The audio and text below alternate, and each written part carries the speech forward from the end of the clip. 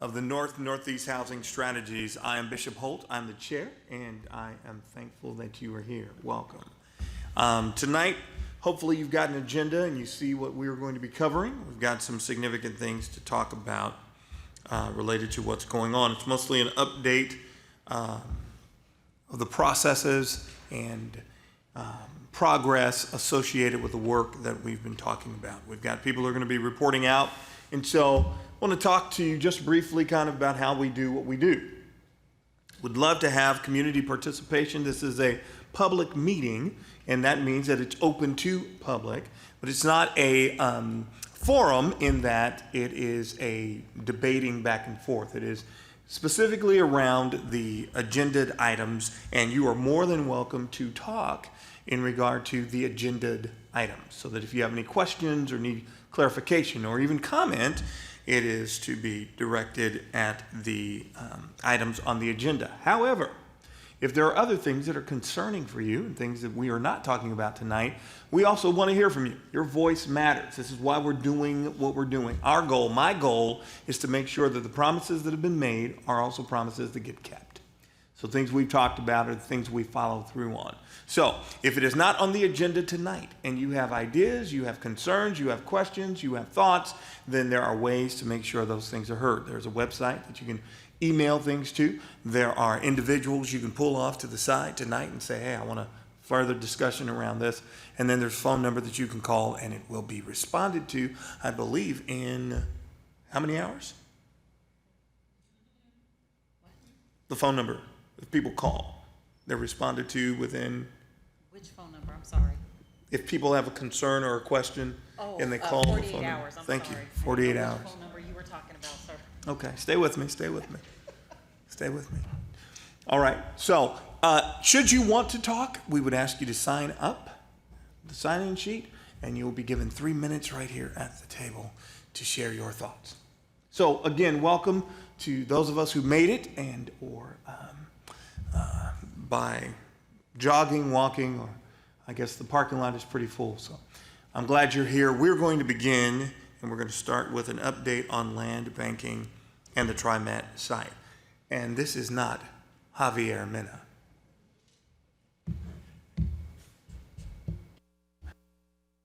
I can never aspire to Javier's greatness, so I'm just plain old Carl. Carl Dinkelspiel. I'm the rental housing program manager for the Portland Housing Bureau. I think I want to start with the purchase of 5020 North Interstate Avenue. I think I've told the committee, Javier and I have told the committee in the past that PHB is in contract to purchase that site. It's on the corner of Interstate Avenue and Alberta. It's about 20,000 square feet. We are in contract to purchase it. In fact, we were ready to close on it. I expect that we will close in the next few days. So that is good news. The $2 million approximately of the land banking funds that were set aside in the Northeast Oversight or the Northeast Neighborhood Housing Strategy. So that's good news. Any questions on that? All right, so the second piece I want to touch on is, as the agenda says, the TriMet site. That site is, as the title indicates, owned by TriMet. It's on the corner of North Interstate Avenue and Argyle Street in the Kenton neighborhood. That's about a 2-acre site. The agency put it out or advertised it through a request for qualifications a couple months ago. They have received proposals. I have reviewed those along with someone from PDC and 4 or 5 staff members from TriMet. The next step in the process will be to interview some of those proposers, and I expect that there will be somebody from, hopefully from this committee, or at least it's nominated by this committee, on that interview panel. I think we're working out the details of that with TriMet now, but that's the next step will be interviews in August sometime. Those have not been scheduled yet, but there will be interviews and someone from this committee will participate in those. Any questions on that? Okay. And the last piece I would say is really nothing specific. We continue to, for lack of a better word, shop for property. I'm in contact with a number of brokers. There's nothing that we have that's definitive at the moment. We've talked to a number of property owners in the sort of close-in area. That's sort of the central core of the Northeast strategy area. And I have nothing specific to report. Then we'll continue conversations. That's what I got for land banking. Any other comments, questions?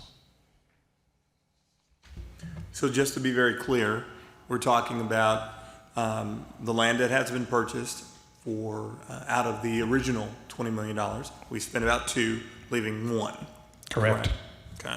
And then the Argyle site, that is the TriMet site, we're moving forward and getting closer to determining groups, and out of this committee there will be persons to participate in the process to make sure that the Oversight Committee is engaged in dollars spent. That's right. Okay. And then lastly, we just continue to look for properties as available. That's right. Okay. Comments from any of the Oversight Committee members? Any comments or questions regarding? Well, thank you. Yeah, go ahead. Push. I guess the one thing that I want to be sure, as proposals are going forth and requests for qualifications have gone out on some of this property, is that there is a component that is heavily emphasized about affordable housing. Oh, yeah. Mm-hmm. And that each proposal or company is certainly putting in a great plan to achieve that, given the amount of TIF-LIF dollars that's at stake. Yeah. Thank you for I was sort of oversight in my comments, so to speak. The RFQ included, now it's a request for qualification, so it's really just teams. They're not, they haven't proposed a specific project. But TriMet did alert all the teams that they would have to have a minimum of 200 housing units, and 25% of which, a minimum of 25% of which had to be affordable. So that would be 50.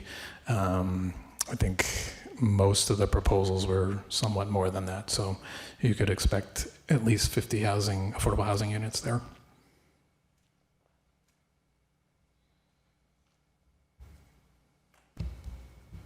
Any other question or comment from the Oversight Committee? Thank you for the overview, Carl. You're welcome. Appreciate it.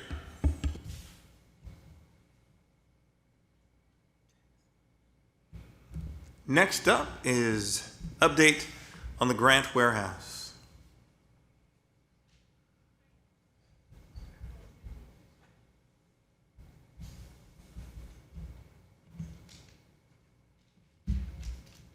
Need to grab a mic.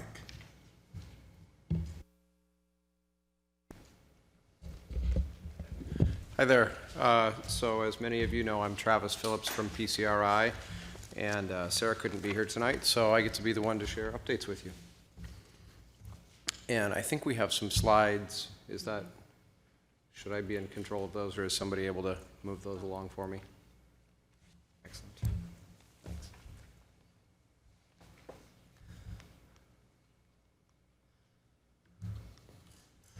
So first off, just wanted to share with you a little bit. We're progressing in terms of our designs. We've had some initial meetings with the Bureau of Development Services and some kind of very preliminary pre-design review comments about materials and size and massing. And to date, this is a rendering of what we are considering for the development. And again, for those of you who might not be familiar or don't remember, this is the site of the former Grant Warehouse on Northeast Martin Luther King Jr. Boulevard between Cook and Ivy, so 1 block south of Fremont. So what we're looking at is a 5-story building, 4 stories of residential units, over ground floor commercial retail, as well as community space and property management offices. And what you're looking at here is the Martin Luther King Jr. frontage as if you are driving up MLK Boulevard from the south heading north.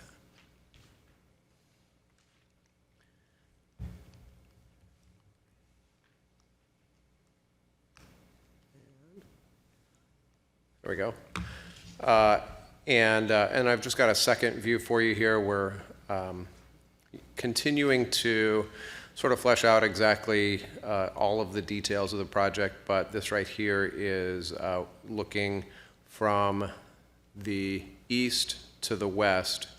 So if you could magically see through the building there, you'd see MLK on the other side of the building. And this is the interior courtyard where we anticipate having play areas for the kids, some outdoor seating, a bit of a plaza. There will also be entrances into the building, into the bike room from here, and then essentially you're standing in what would be the parking lot for the development, which would be accessed from both Cook and Ivy Streets.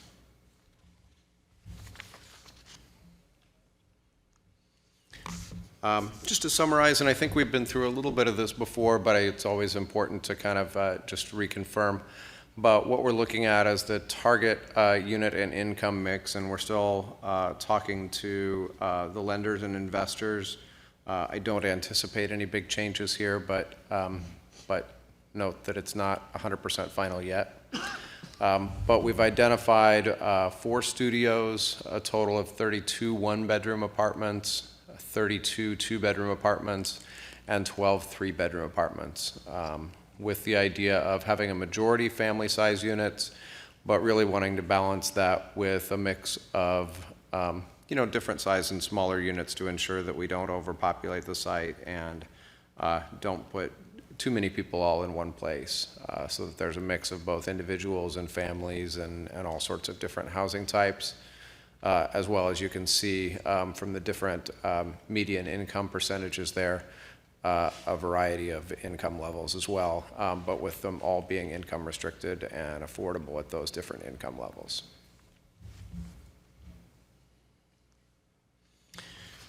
And then additionally, and just quickly, running through some updates to the status and kind of where we're at the moment. Like I said, we're pretty well complete with design development, pending any feedback from design review, permitting, or lenders and investors. We are just getting ready to submit for design review, which we anticipate happening this month. As I mentioned, the additional plan and drawings, we'll kind of refine those as we go along for budgeting and permitting. But then with the idea that we'll submit for permits likely in September. I'm going to skip ahead to the last bullet there.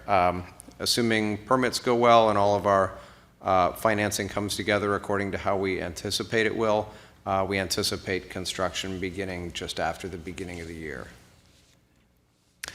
And then the one big thing that I think we're still fleshing out, continuing to put detail around, is regarding the commercial retail space on the ground floor. We've come up with a variety of different ideas, which at the beginning of next month, we're targeting to sit down with some of the small business support organizations like Oregon Association of Minority Entrepreneurs and Micro Enterprise Services of Oregon, as well as some of their clients and some other small businesses, to really talk about what exactly folks need in order to be interested and able to take advantage of the opportunity at this location, and also to ensure that they can be successful operating a business here at this location. So we anticipate that happening maybe late July. I think since I shared the slides with Leslie, I think we're looking at probably more like the beginning of August, but we are looking at meeting with some different business leaders to ensure that the ideas that we've come up for the commercial retail space really match with the needs and whatnot of the folks who we hope will take advantage of that. And that is essentially what I've got for you so far. I have a question for you. If you go back to your previous chart, which says target unit / income mix, and your 2-bedroom unit, the 7, 1, 6, and 8 only totals 22, and on the total you say 32. So I'm not sure. Is this a mistake, or is this just a draft? You know what? I didn't bring other notes about the development with me, so that's something that I'm going to need to go back and look at and clarify, because I didn't Okay. double check my math, obviously. Okay, that would help on that. So, the way counting the studios at 5, 1 bedroom 2 at 30%, a bedroom at 50% for 10, and 60% for 10 at 15. Those 15 and 5 is 20 plus 10 is 30. That gets to 32. Right, it was the 2 bedrooms that she was asking about, though. Excuse me, I'm in the 2-bedroom section. Oh, in the 2-bedroom section. Where they allocated out depending on the AMI percentages, and it doesn't add up in that total breakout. Everything else in the other categories matches, this does not. It's Okay, 10 I see. units off. I see the Yeah. I see the error to myself. Yes, Next time I got happy with the 3. okay. Travis, what's the community engagement process looking like right now for this project?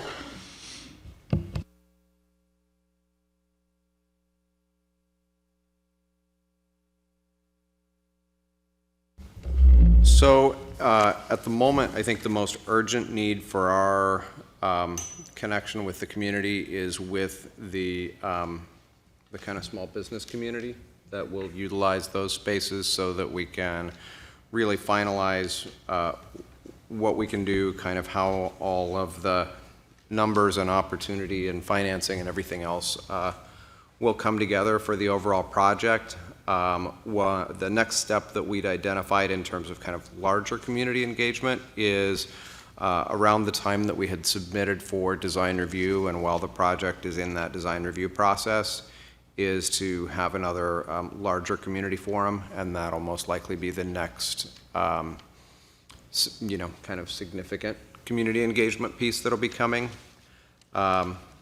Once that happens, then I think it's probably a little bit closer to the time of lease up that kind of significant larger community engagement will take place.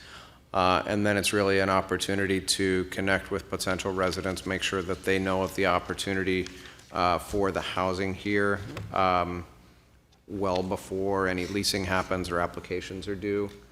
And one of the ideas that we'd really like to figure out how to make happen is to do some pre-leasing assistance and kind of consultation for prospective residents, with the idea of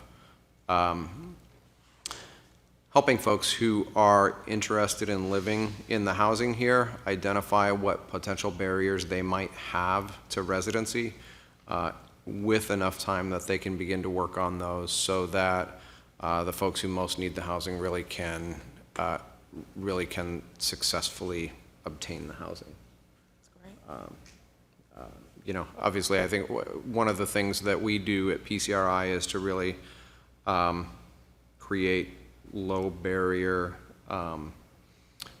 leasing strategies so that folks with nonviolent offenses, folks that have had credit or eviction or other challenges in the past, are not prevented from obtaining the housing that they need. But that, sometimes folks don't know what those challenges are. Folks maybe don't realize that they can fix challenges that they have. And so we really want to make sure that we do that in time, that we can identify those and hopefully resolve some of them before the leasing happens. And the great thing is that hopefully that'll also make leasing happen more quickly so that we can actually get folks into homes as fast as possible. So I have a series of questions. Ooh, boy, my voice sounds be booming. Question number 1. the timeliness associated with this, is this process for groundbreaking, we're now, what, a year and a half from award before groundbreaking. Is that traditional, or has there been some hindrance, or can you explain that in terms of how long it's taken us to get to groundbreaking? You know, I think it's perhaps a little bit slower than typical. And, you know, unfortunately, I think maybe there are two things that have happened that have made this appear slower than a typical affordable housing project might take to get to groundbreaking. And I'll also note that, you know, there are a lot of moving parts involved. So it's not, unfortunately, it's not a fast process. So there are a couple things that I think have slowed us down. One is really having that community engagement and getting involved and really spending a lot of additional time to make sure that, because we've gone back and forth a little bit in terms of the number of units and what type of units and what size of units you know, this building would provide. If you recall, originally we had looked at this as I think 50-some or maybe 60-unit development, and had some conversations with the Housing Bureau that I know also came through the Oversight Committee here to say, hey, this is what we can do with the amount of money originally dedicated to this site, but we know that if there's a little bit more gap funding available, we can better utilize the site and provide more housing. And that process, you know, took a little bit of time for us to identify both what we could do on the site to best utilize the site, and also to for that request and approval to happen, so that we sort of knew then what could happen and what could move forward. The other thing that I think that's happened a little bit differently with this development than I think you typically see with affordable housing is with the RFQ process that happened to identify project teams, and I'm not intentionally not looking at you, but I'm looking at talking into the microphone here. But with the RFQ process that happened to identify development teams, we proposed as a team with the idea of really serving the community, and at the time that we were selected as the development team, really didn't have it was at the time that we were selected as a development team that we then began to dig into what we could develop, how much it would cost, what unit mix and what type of units would be provided there. Whereas typically in a NOFA process like what the Bureau went through at the beginning of this year, I guess it was, we would have identified pretty concisely what that unit mix was, what what the income levels would be served, and we would have identified that, and that would have been part of our proposal that was then selected at the time that we were awarded the project. So there's some project development that happened in the first couple months after our selection that generally would have happened by the time we were selected, based on how other projects get developed. So then question number two, so part of it was this whole finalizing of design, so we didn't have that. And so some of the pieces associated, okay, I get that. So my next question is, because it doesn't sound like at this moment you're determined on what the business portion will look like. Am I clear on that? What we're looking at, there's some flexibility in terms of what we're doing, and what we're looking at is sort of a marketplace concept that would have a number of smaller spaces, and we know what the size of the shell and the commercial spaces would be overall. What we don't know yet is how that gets divided up. Now, that's not something that has huge implications in terms of permitting, because we're mostly just talking about interior walls that typically would happen with tenant improvement after the building was largely developed. But it does have some implications in terms of the financing and what we know about the income and expense of operating the development. So some of that's happening in parallel at the same time, but we are kind of fleshing out exactly what size those kind of marketplace spaces are going to be like inside the larger commercial kind of square footage that we've identified. And if I recall, in the original proposal, there was specific communication around partnerships, around business. Has that changed since the design has changed? Or, because it sounds like we don't know what our business space is going to be, we don't know who our business participants are going to be, and I don't recall that from the original proposal. It seemed like, here, this is what we're going to do, this is what we're looking at, and so I'm just kind of trying to figure it out. So in terms of kind of the bigger picture, who we're reaching out to identify who the prospective commercial tenants would be, who would provide the support for those tenants, who could help us identify and recruit businesses that have roots in Northeast Portland that want to come back, that's still very much the same. And what we don't know and we didn't know before is who exactly those businesses are going to be. We don't have, Bob's Burgers and, Jones Hair Salon are going to be the two businesses, and we didn't know that before either. But in terms of bigger picture kind of outreach and who will help us identify the businesses, bring the businesses back, give the businesses the support that they need, help us identify what exactly needs to be designed so that the spaces meet the needs of those businesses, those big picture folks are still the same and are still engaged. Okay. And then lastly, just in terms of the preference policy and the partnership with preference policy in order for lease-ups, how's that kind of playing its way out? I think we'll probably find out a little bit more about preference policy and kind of how that's rolled out. I know that we still are planning to utilize the preference policy, and I think exactly the logistics of how that happens, I think that's a conversation that remains to be had.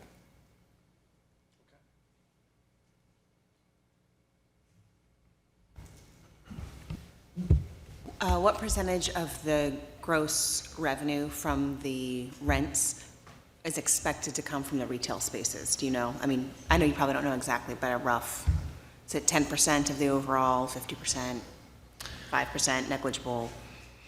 I don't have the pro forma in front of me, so I'd have to get back to you on that. It's minimal. Okay. I would say. I mean, the square footage of the building is predominantly residential, and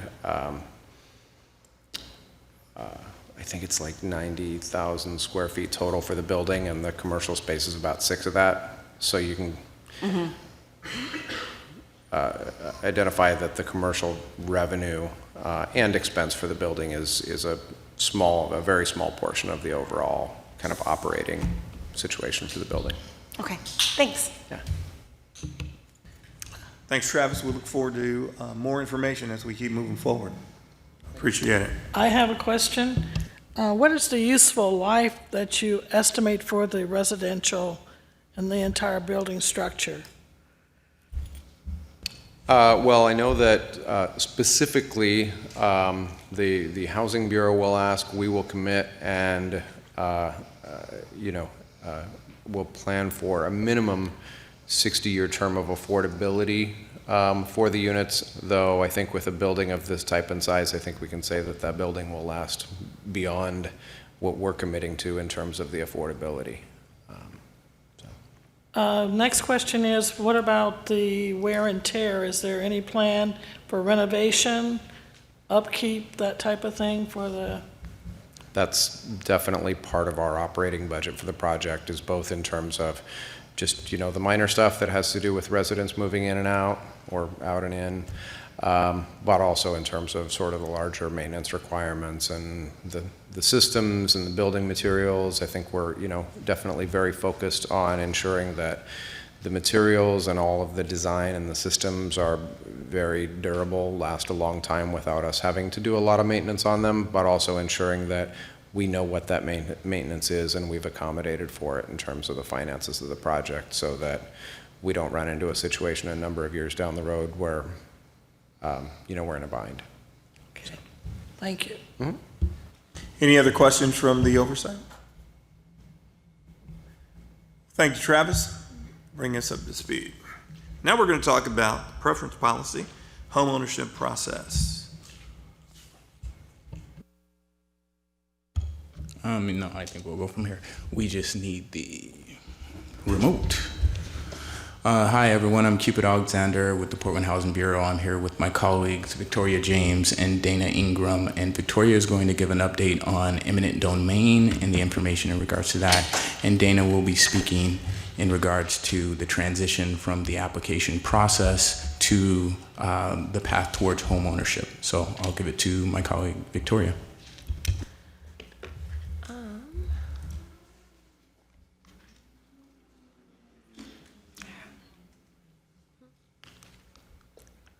All right, here we are. So last month, Matthew Schabold and I presented some preliminary numbers as we were still going through the data sets and cleaning up just how many applicants we had, taking out duplicates and all of that. But the final numbers are in now. All the data's been scrubbed, so we got a grand total of 1,074 applicants, of which 20 were verifiably eminent domain candidates. 218 were 6-point candidates, 115 were 5-point candidates, 261 qualified for 4 points, 131 qualified for 3 points, 196 qualified for 2 points, and 40 qualified for 1 point, with 93 qualifying for no points but applying because the application was open for everyone.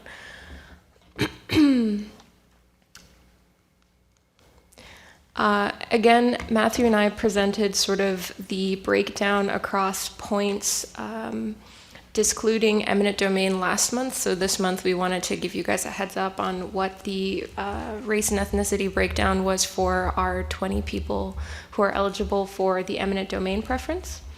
As you can see, a majority of them are African American or Black, as the question was phrased. But we have kind of a good turnout. We've also got some African immigrants and refugees, Latino Hispanics, Native Americans, and white candidates throughout.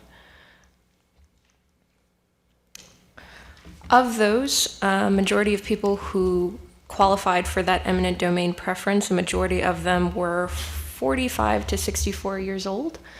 And of people who got that eminent domain preference, we really only saw people claiming that the that the Emmanuel Hospital renovations and that the Albina plan were the reasons that they were moved out of that area.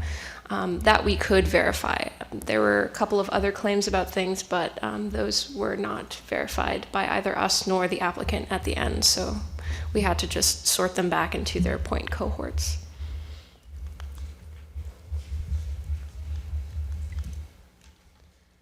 All right, I'm going to turn it over to Dana. So at this point, we, now that the preference policy team has done so much work in ordering the list, what's going to happen next for applicants, which that comes towards me, is now we want to try to make sure that the applicants are able to utilize the resources and become homeowners. So they will be invited to an information session in August, all 65 of them. First let me say that we're going to pull 250 of them for an active wait list. And again, 65 of those will be invited to the info sessions in August. And then at that time, they will meet with the partnering organizations that are supplying these resources. You want to control that for me? Thank you. And those, so from the RFP that was sent out last October, these are the two organizations that provided proposals and who also were awarded. That's African American Alliance for Homeownership in collaboration with Hacienda, NAYA, Proud Grand, and Habitat, who received around 3.2 million, and PCRI, who received 1.7 million. And from that, should be serving about 41 or 42 to 45 homeowners and about 21 homeowners through PCRI. The 4 now program models that are offered through these resources are permanent affordability, managed by Proud Ground, and that's where the homes are kept for forever affordable. And then there's the self-help homeownership managed through Habitat for Humanity, where 300 to 500 sweat equity hours are put in. Then there's 2 versions of the down payment assistance loan. Through AAAH, it'll be obtained through what we call borrow-initiated homeownership, and then PCRI will be providing the down payment assistance through the homes that are in their portfolio. And then we've just added the Jarrett Street condominiums to this. Jarrett Street condominiums are 12 micro condos located on the corner of North Jarrett and Interstate. And so that's a part of the program model selection that people will have. So again, 65 program slots along with 12 condominiums available.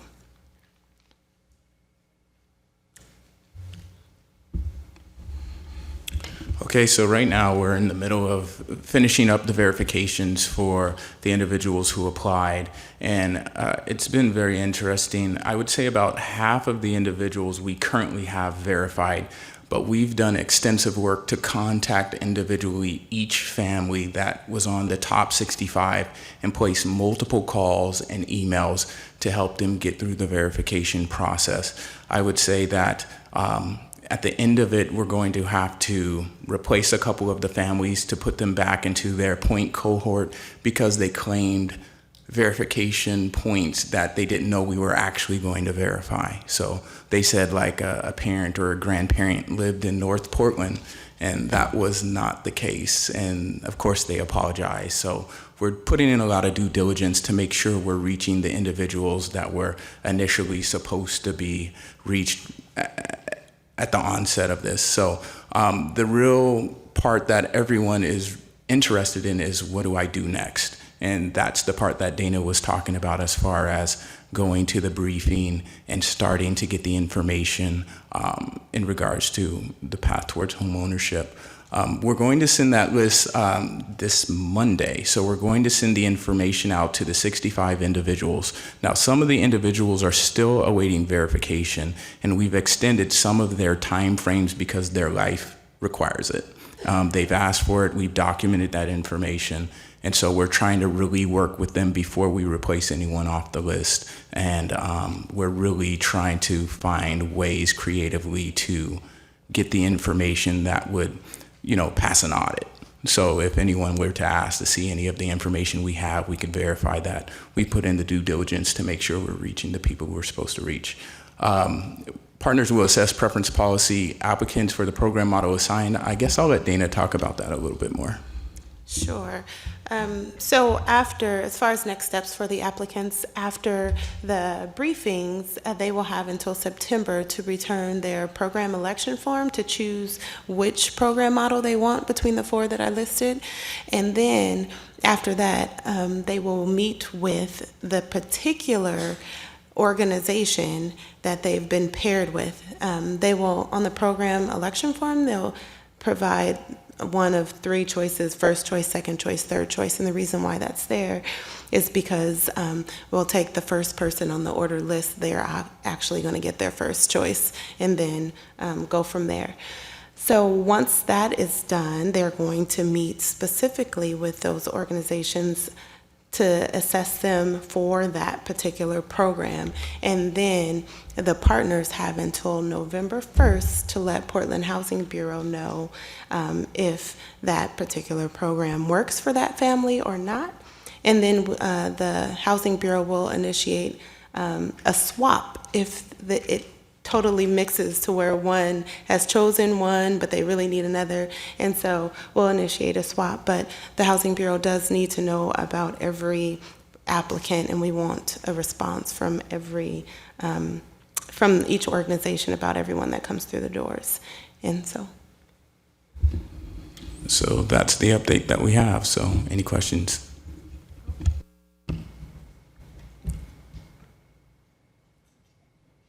Oversight Committee? How many of the information sessions will there be next month for people to attend? So we gave them an option of 2 information sessions. One's on a Wednesday and one's on a Saturday. The only information we need from them is like if they need childcare, if they have a disability and need some sort of arrangement made, or if they need language interpretation services. But we gave them the choice of 2 different options. If they do not have the time to come to one of those, we're also going to have the session recorded so we can adjust that for them. We're really trying to work with these families. And then because we expect some of the people to not participate in the program for whatever reason, we've already scheduled briefings for the following months. And if those aren't necessary, we'll just cancel them, but we're kind of scheduling those right now. Great, thank you.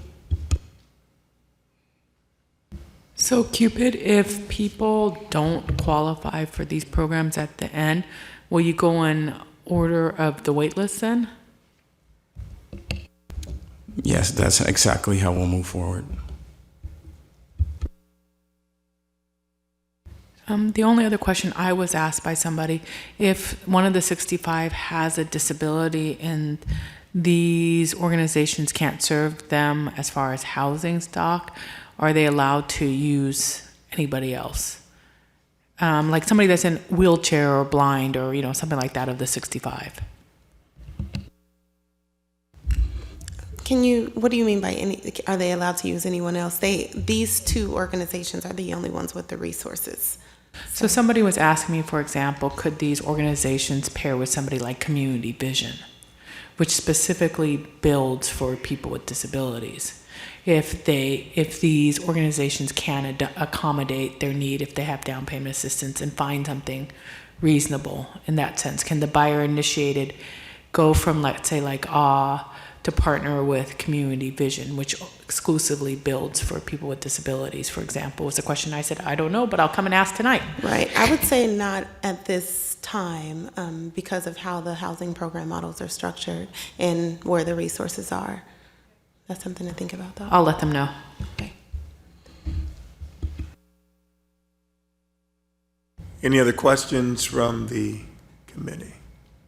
Will we get at the end, once the process is done as a committee, the demographic information on the 65? Income, race, geographic area where they live, that sort of thing at all at a meeting?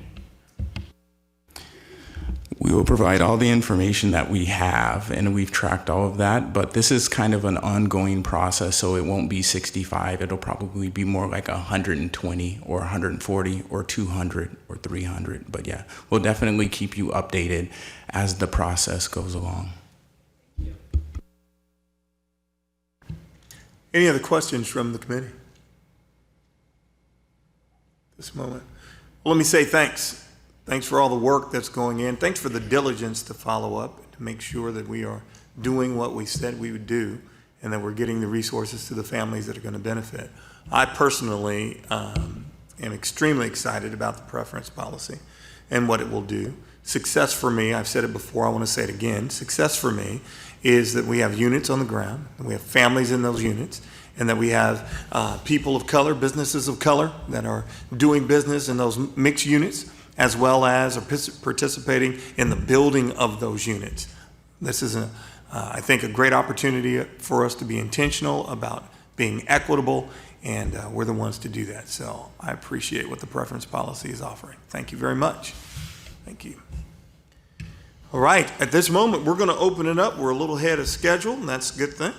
We're going to open it up for any public testimony or questions from the audience. And I don't have a list of anyone who signed up in front of me. Was there any, did you? So anyone did you sign in? Sign up to speak? Great. Where's the list? Please. Yes, sir. While they're getting the list, go ahead. Come on up. You're going to let me know who you are. And the reason why we want the list is so that we can follow up with you and make sure that we correspond. Right here at the table. Yeah, all the way. All the way. And in order to speak, you will push the center button, and then once you are done, you will push it again. Please announce your name, and you will have 3 minutes. Okay. Good evening. My name is Burl McNair, and I'm wanting to know is the Grant Warehouse the only project right now that's going to be working with the open waitlist folks, or what's going to be going on with that? So the program that Cupid and Dana and Victoria describe is for home ownership, and Grant Warehouse is a rental project. So Grant will be the first of what we anticipate to be several rental projects, and they will all use the preference policy. Okay, so for the open waitlist applicant, the open waitlist applicants, I was looking at the posters, would the income stay the same, or would it be fluctuated at all? And you're speaking of For the rental or ownership? For the home ownership. Okay. So for home ownership, it depends on the unit and such, but some units can go up to 100% median family income. When you say that, what do you mean? So 3 bedrooms can go up to 100% median family income. However, for the self-help model, which is Habitat, they, I believe, can service people down to 35% median family income. So that range between 35% and 100% median family income. So the 100% of median family income for a family of 4 is about $73,000. Yes. Thank you. For one person, say who has a disability. I'll look it up for you while you're here.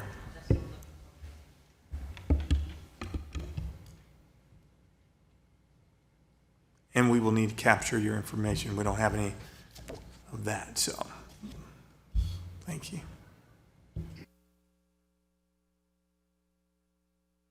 That's all I have, thank you. Well, thank you, and you did that under 3 minutes. I am so impressed. We'll make sure you get the information you need. We appreciate that. Thank you. All right.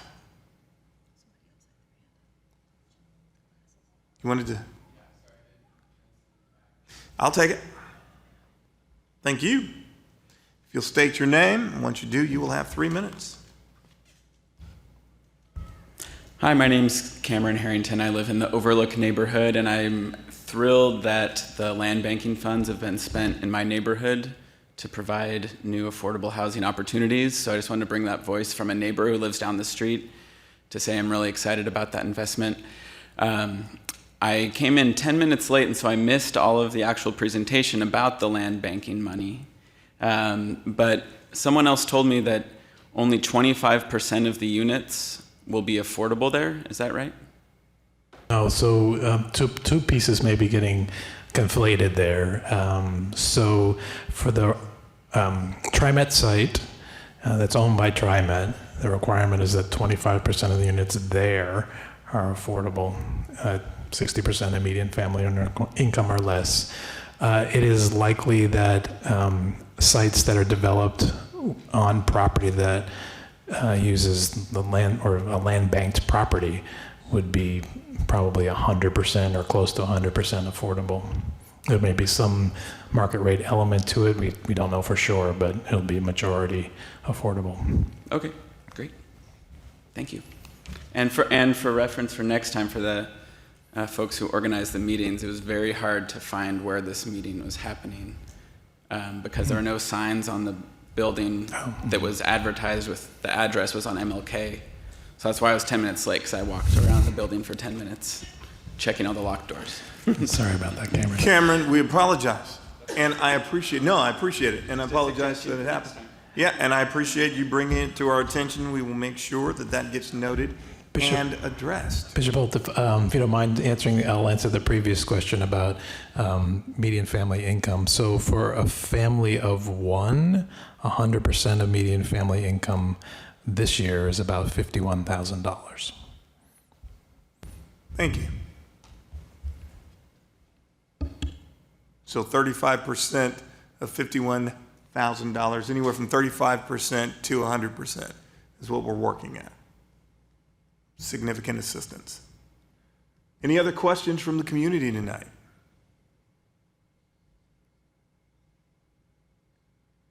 Well, let me express my appreciation to everyone who came. Again, these are meetings that are extremely important, and our approach is that every odd month, so the 1st, 3rd, 5th, 7th, 9th, 11th, we will meet on the second Thursday right here. So you can put that on your calendar. Provided you are not on the if you're not on the email list, please make sure you sign up so that you can get any updates. Provided meetings change, we make sure to get that information out to you in advance so that you can schedule accordingly. I appreciate your presence. They're also being video recorded so that you can watch them on Channel 30 for those who have cable access. You can watch it if you cannot make a meeting. We value your presence. Thank you for your time tonight. Oversight Committee, thank you for your commitment to the work. It is vital. Thank you, sit in for Javier tonight. Thank you, Carl. Thank you for that. Thank you, Cupid and Dana and Victoria. We appreciate your time. And lastly, I would ask you, please eat some food before you go. Please eat some food. Thanks. Have a great night, everybody.